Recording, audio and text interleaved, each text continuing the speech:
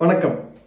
என்னுடைய மாட்டுக்கு 4 கிலோ அரிசி மாவு, 1 கிலோ கோதுமை மாவு, 2 கிலோ புண்ணாக்கும் கோதுமை தவிடும் மிக்ஸ் பண்ணி கொடுக்குறேன். 2 தடவை கொடுக்குறேன் ஒரு நாளைக்கு. பிளஸ் வந்து மினரல் மிக்சர் கொடுத்துட்டு இருக்கேன். கண்ணு போட்டு 5 மாசம் ஆகுது. ஆனா என்ன சென்னை பிடிக்கல அப்படின்னு ஒருத்தங்க கமெண்ட் பண்ணியிருக்காங்க. இப்போ இதுக்கு என்ன பண்ணலாம் அப்படின்னு சொல்லி கேட்டிருக்காங்க. இப்போ இந்த இடத்துல இருக்கிற ப்ராப்ளம், ஒரு நியூட்ரிஷன் சைட்ல இருந்து என்னென்ன ப்ராப்ளம் இருக்கலாம் அப்படிங்கறத வந்து நான் உங்களுக்கு எக்ஸ்பிளைன் பண்ண போறேன்.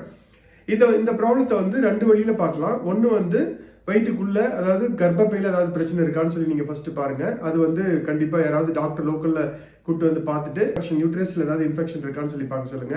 அது நம்பர் 1.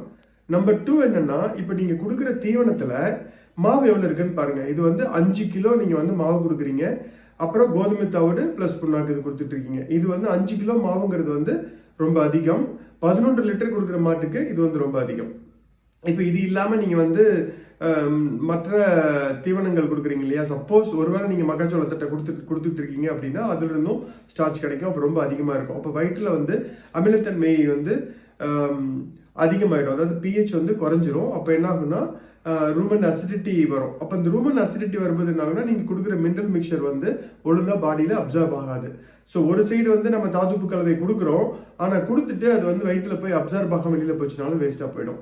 ஸோ நீங்க வந்து ஃபர்ஸ்ட் கொடுக்க வேண்டியது, இப்போ இந்த 7 கிலோங்கிறது வந்து 15 கிலோ ட்ரை மேட்டர் சாப்பிட்ற மாட்டுக்கு வந்து ஒரு 6.5-7 கிலோ வரும் நீங்க கொடுக்கறது.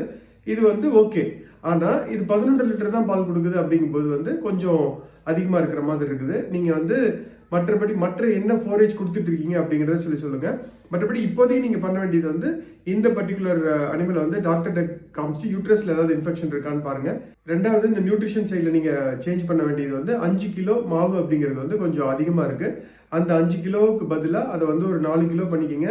அந்த 1 கிலோ குறைக்கிறீங்க இல்லையா, அதுக்கு பதிலாக கமர்ஷியல் ஃபீடு கொண்டு வந்துருங்க. ஏன்னா கமர்ஷியல் ஃபீடுங்கிறது வந்து சரிவிகிதத்துல வந்து ஃபார்முலேட் பண்ணதா இருக்கும். ஸோ அப்போ வந்து உங்களுக்கு அதுல இருந்து எல்லா விதமான சத்துக்களும் கிடைச்சிரும். ஸோ ஒரு சைடு அசிடிட்டி நம்ம குறைச்சிடலாம், இன்னொரு சைடு மாட்டுக்கு தேவையான, அதாவது வயிற்று நுண்ணுயிரிகளுக்கு தேவையான ஃபைபரும் அதுல கிடைச்சிரும். ஸோ இதை வந்து நீங்க ட்ரை பண்ணி பாருங்க. இதுல உங்களுக்கு வேற ஏதாவது டவுட் இருந்ததுன்னா கண்டிப்பா நீங்க திருப்பியும் இந்த வீடியோக்கு கீழே கமெண்ட்ல பாஸ் பண்ணுங்க.